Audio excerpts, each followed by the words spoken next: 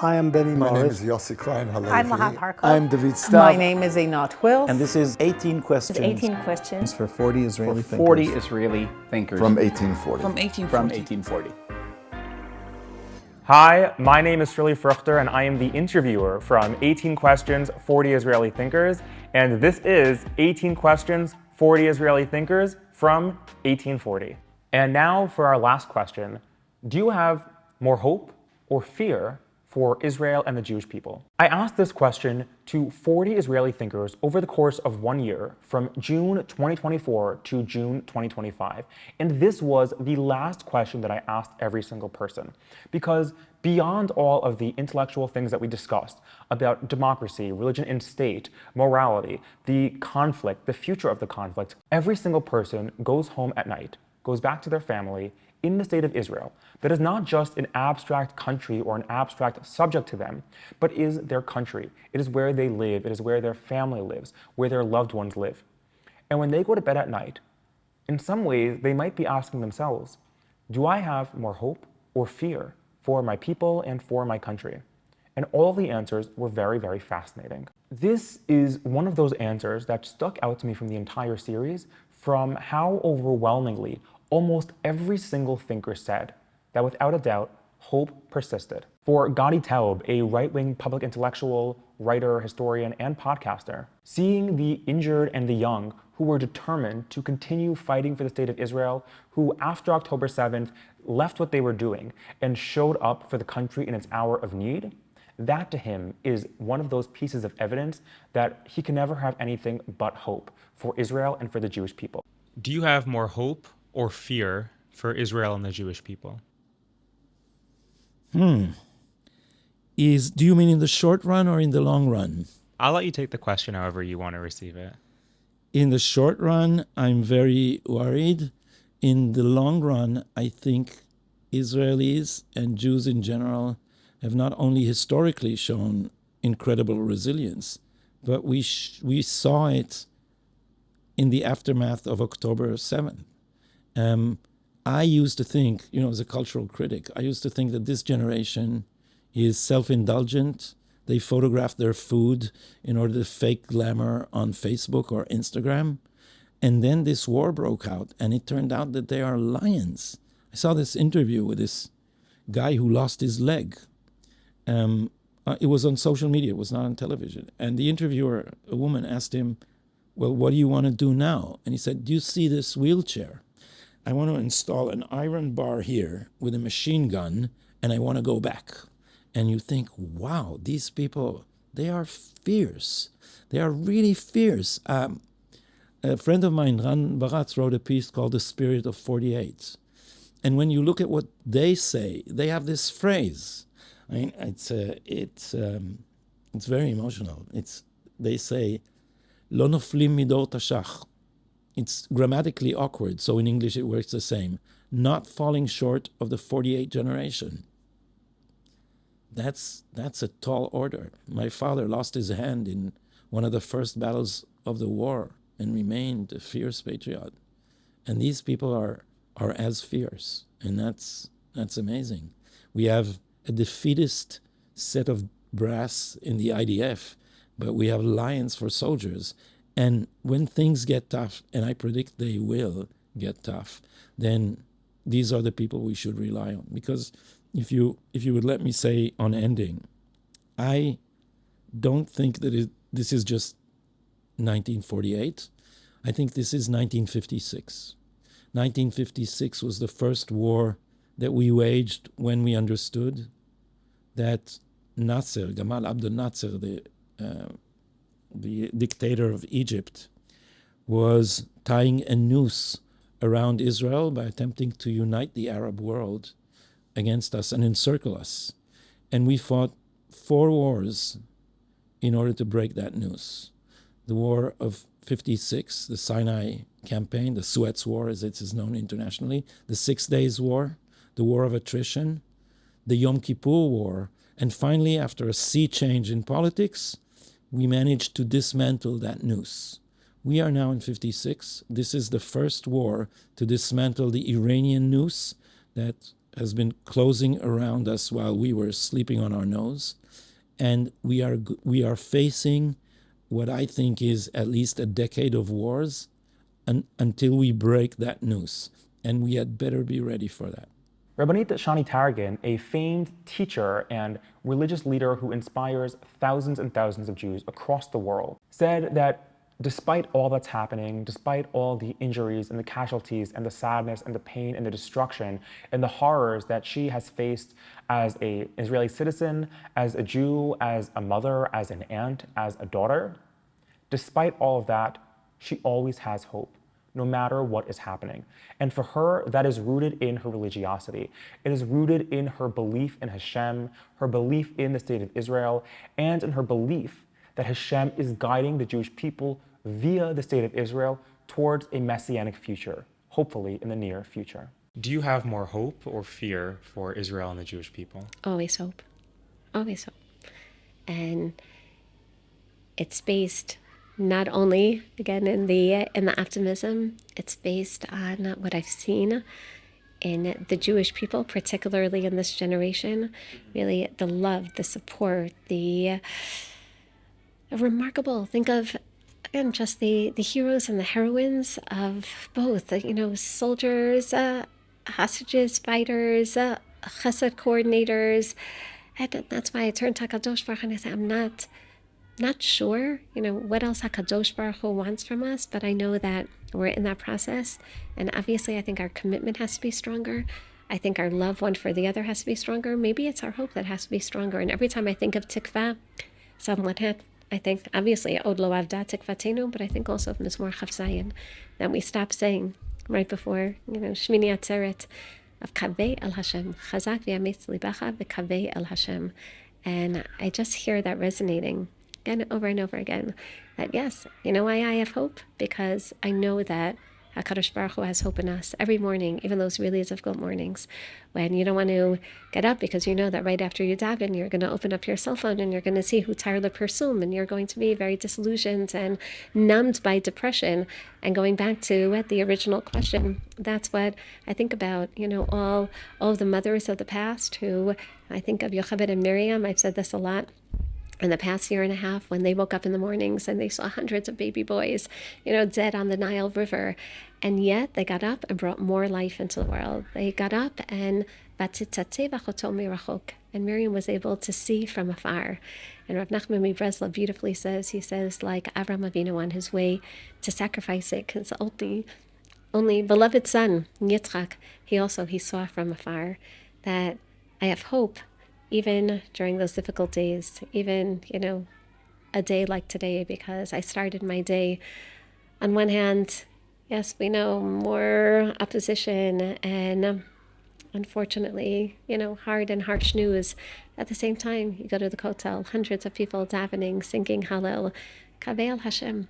That's what gives me a lot of strength and hope, knowing that we have this in our DNA to get up and to keep bringing life and to keep engaging, keep catalyzing this process of redemption, doing everything that we can with the right values. So even if we don't see it right now, to not lose sight of that rachok, knowing that rachok is going to be really, really beautiful. Rabbanit Rachelle Fraenkel, a voice of hope and inspiration and also a teacher to many, said that she thinks that she always has hope, and it might just be, in her words, that she's just too stupid to not be hopeful.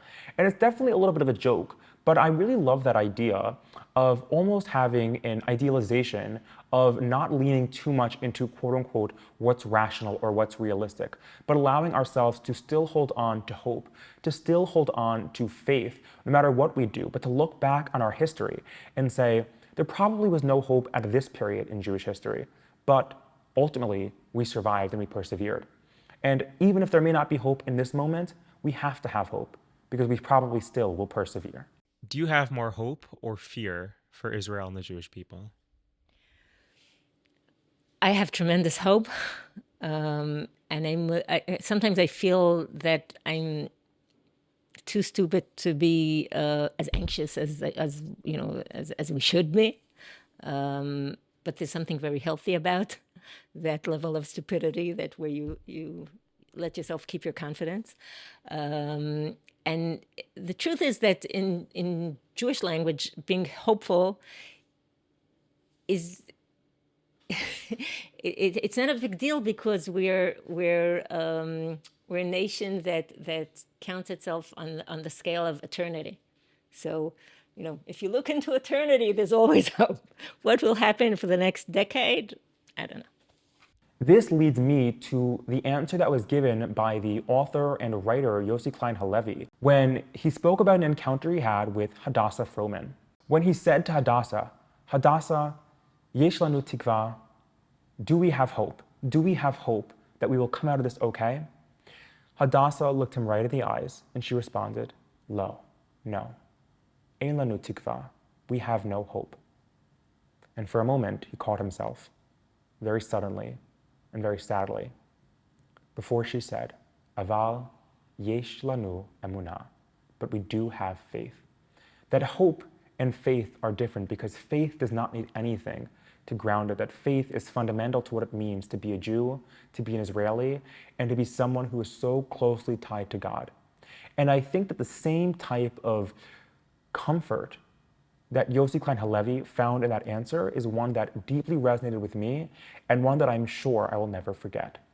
Do you have more hope or fear for Israel and the Jewish people? So I'll give you an answer that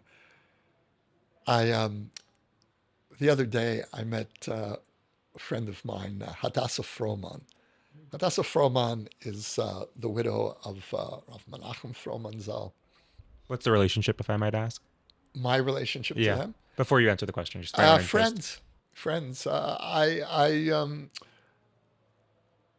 was a student of Rav Menachem's, and especially in the Muslim-Jewish outreach. We disagreed in certain ways, but I loved him and felt that he really was a visionary and that he understood that we need, for our own self-interest, we need to actively reach out to Muslims who are ready to engage with us. And so I saw Hadassah the other day, and I said to her, and she's continued his work. I said, so no, yesh tikva? Is there any hope? She said, no. She said, ein tikva. Wow. Aval yesh emunah. Wow. But there is faith. It's like a double slap. And so I said, yeah, I like that a lot. Rationally, is there hope for our situation? Well, first of all, it depends what you mean by hope. Are we going to survive? God willing, we're going to survive. What kind of a country we're going to look like if this government stays in power another few years? My deepest fear is for a mass emigration of young secular Israelis. Those Israelis who are the backbone of the next generation of startup nation, of Israel as an economic success story. I'm terrified of that. And I see this government ultimately as a threat to the Israeli success story. That's the greatest threat. For me, ultimately, that's what it's about. It's not more than an ideological, far more than an ideological issue. And even more than a question of decency, it's about maintaining Israel's strength, our power, which derives from startup nation in large part. And but I want to go back to Hadassah Froman's formulation. I don't know whether rationally a Jewish state that's so divided against itself, that has so many problems, so many inconsistencies, and that now has such terrible leadership, what is our future in the most dangerous region in the world? It's a big question. But yesh emunah, there's faith. Now there are different versions of faith. I had a friend who died recently. He died at the age of 90. His name was Arik Achmon. And I wrote a book called Like Dreamers about 15 years ago. And Arik was the hero of the book. It's a book about a group of paratroopers who fought in Jerusalem in 1967, and then it traces their lives, what happened to them. And Arik was the chief of intelligence for the paratroopers in 1967. He was the first one onto the Temple Mount with Matagur, the commander of the paratroopers. And then in the Yom Kippur War, he led the crossing of the Suez Canal, which is the battle that won the Yom Kippur War. So Arik was a legend. Militantly secular. Atheist, Yossi, don't talk to me about God. Every Friday, we spoke. Every Friday before Shabbat for years. That was our custom. I could not go into Shabbat without speaking to Arik. And in the last couple of years, especially since the rise of this government, which Arik was beside himself about, he felt that everything he fought for was coming apart. And I said to him, Arik, is there hope? He said, there's faith. I said, faith? You have faith? He said, of course I have faith. I have faith in Netzach Yisrael, in the eternity of the Jewish people. Now, of course, Netzach Yisrael for religious Jews means God. But he said, no, Netzach Yisrael is the eternity of the Jewish people. And every Friday afternoon, before I would get off, he would say, Yossi, remember, Netzach Yisrael lo yishaker. The eternity of, as he understood it, of the Jewish people will not betray us. And so I'm a religious Jew. My hope really is in the classical understanding of Netzach Yisrael. But I'll take that faith from any Jew in any direction. And so of course there's faith. And that translates into hope. And look, I mentioned earlier that this is the most bizarre story in human history, the story of the Jews. And that means that the rules of reason don't always apply to us. Now, that's not a guarantee. We know that the worst things can happen in Jewish history. There's no guarantee. This is one of the things that drives me crazy about the religious right in this country, is that they think that it's in the bag. We're back. God has our back. And no matter what we do, we're home free. We're not home free. It's conditional. The Torah tells us that. Our history tells us that. It's conditional on all kinds of things, on our behavior. And God forbid we can blow it. But I believe that we have enough going for us as a people that we have a better than even chance of making it. And those odds in Jewish history are good enough for me. Our last answer comes from the journalist Anshel Pfeffer, who throughout the interview definitely had fierce words and fierce critiques about the government, about its plan in Gaza, about its plan for Gaza, about its mistakes in the war, about religion and state. But ultimately, when it came to the question of whether he has more hope or more fear for Israel and the Jewish people, he said unequivocally he had more hope. That he thinks back to where Israel was so long ago, when it was just an idea, when it was just after the Shoah, when it had to fight for its survival at so many critical junctures. And ultimately, looking back on that and seeing how the state of Israel and the Jewish people persevered leaves him feeling so deeply inspired. Pessimism, he said, is an affront, a denial of all that our parents and grandparents did after the Holocaust, after the Shoah. And for that reason alone, how could he have anything but hope? Do you have more hope or fear for Israel and the Jewish people?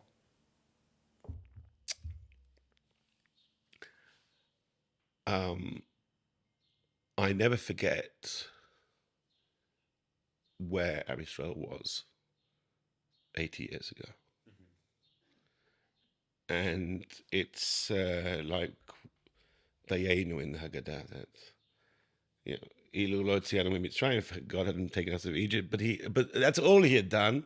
That would have been enough. And then we did a whole long list of things in the legend of Exodus, and that's such a profound idea, because on the one hand, all the things that God did for us in the redemption from Egypt and in the arrival in the Promised Land and all the things that happened there, you can't imagine Jewish history without any of those things. How many? There's 25 of them. I can't remember the number of day. I think it's 20. Do you remember? To count. Anyway, yeah, it's like a list. So how can you say Dayenu? How can you say that would have been enough? What could we have done without the? One of them is Matan Torah. Could we imagine our lives without Torah? I can't imagine my life without Torah. Could we imagine our lives without our connection to this land? I couldn't. But the idea that we are constantly on this ladder of achievement, of hope, and of the next, as they say in Yiddish, is that's our life as Jews, that's our history as Jews. So how can I not be optimistic? I'm living in, yes, things are terrible right now. We have the worst government in Jewish history, going back to the Hasmonean kings who let the Romans in 2,000 years ago. Without a question, probably even worse than them. We are up, let me say this in a kosher way, up a manure canal without a paddle. We have no idea how we're getting out of this. And yet, look at all that's been done here in 80 years. We're sitting here in Jerusalem. It's peaceful. Lots of things need to be fixed about Jerusalem. This is a very screwed up city, which it's poor. It's million residents don't have a way of talking to each other. It's dysfunctional. You're going to try and get here from another neighborhood, and you'll be stuck for an hour.